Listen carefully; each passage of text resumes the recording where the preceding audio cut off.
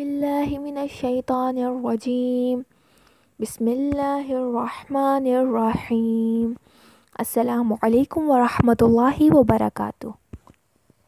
سورہ بقرہ آیت نمبر 11۔ بسم اللہ الرحمن الرحیم وَإِذَا قِيلَ لَهُمْ لَا تُفْسِدُوا فِي الْأَرْضِ قَالُوا إِنَّمَا نَحْنُ مُصْلِحُونَ۔ اور جب ان سے کہا جاتا ہے کہ زمین پر فساد نہ پھیلاؤ تو وہ کہتے ہیں کہ ہم تو صرف اصلاح کرنے والے ہیں۔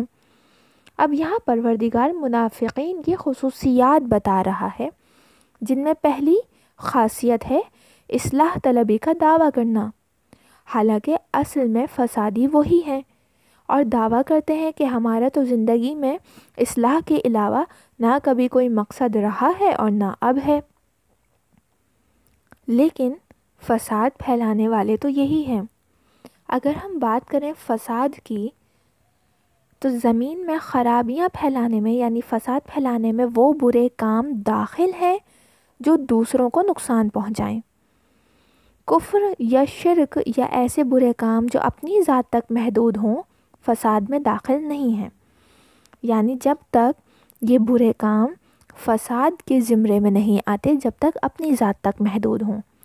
البتہ اگر ان کاموں کے لیے دوسروں کو بھی دعوت دی جانے لگے تو پھر یہ کام فساد میں داخل ہوں گے۔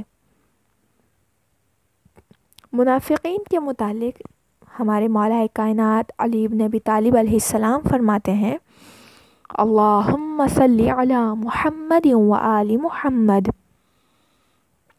اے خدا کے بندوں، تمہیں تقوی و پرہیزگاری کی وصیت کرتا ہوں۔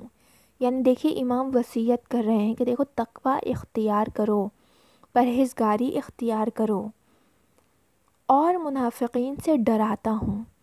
دیکھیے امام نے کافرین سے نہیں ڈرایا بلکہ امام منافقین سے ڈرا رہے ہیں، کیونکہ منافقین خطرناک ہیں، ان کی شناخت مشکل ہوتی ہے، کیونکہ یہ جس گروہ کے ساتھ ہوتے ہیں انہی کا لبادہ اوڑھے ہوئے ہوتے ہیں۔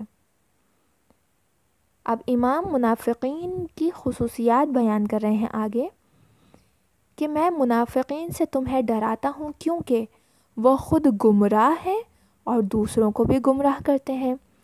اب یہ بات فساد میں آ جاتی ہے کہ اگر بات یہاں تک ہوتی کہ وہ خود گمراہ ہیں تو فساد نہیں تھا، لیکن کیونکہ اب وہ دوسروں کو بھی گمراہ کرتے ہیں تو یہ فساد ہے۔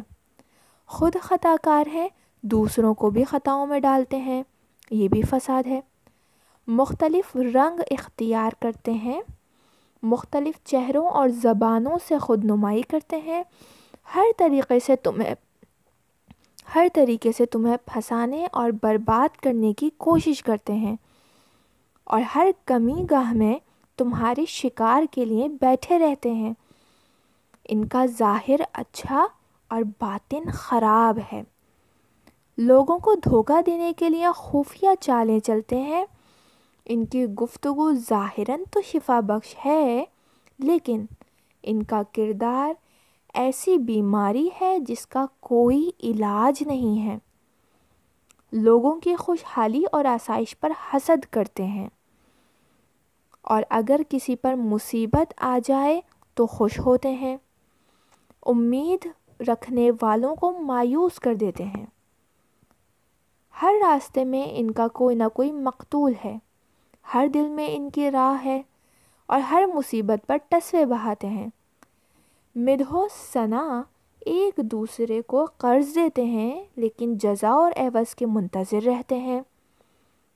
اگر کوئی چیز لینی ہو تو اصرار کرتے ہیں، اور اگر کسی کو ملامت کریں تو اس کی پردروئی کرتے ہیں۔ اب دیکھیے مولا یہاں پر جو ارشاد فرما رہے ہیں تو اس فرمان پر ہمیں خود کو جانچنا ہے کہ کہیں ہمارے اندر منافقین کی خصوصیات میں سے کوئی ایک خاصیت بھی تو موجود نہیں ہے۔ کیا کبھی ہمارے اندر حسد تو پیدا نہیں ہوئی دوسرے کو خوش دیکھ کر؟ کہیں کبھی ہم نے دوسروں کے لیے خفیہ چالیں تو نہیں چلیں؟ کہیں ہم نے مصیبت آنے پر دوسروں پر مصیبت آنے پر خوشی کا اظہار تو نہیں کیا، کہیں ہم نے دوسروں کے لیے گڑھے تو نہیں کھودے۔ تو بس ہمیں خود کو جانچنا ہے، پرکھنا ہے، کیونکہ قرآن ہو یا احادیث ہو یا قول معصوم ہو، ہر دور کے لیے ہوا کرتی ہیں، ہر دور کے انسان کو اس پر خود کو جانچنا ہے۔ اللہم صلی علی محمد و آل محمد وعجل فرجہم، والسلام علیکم ورحمۃ اللہ وبرکاتہ۔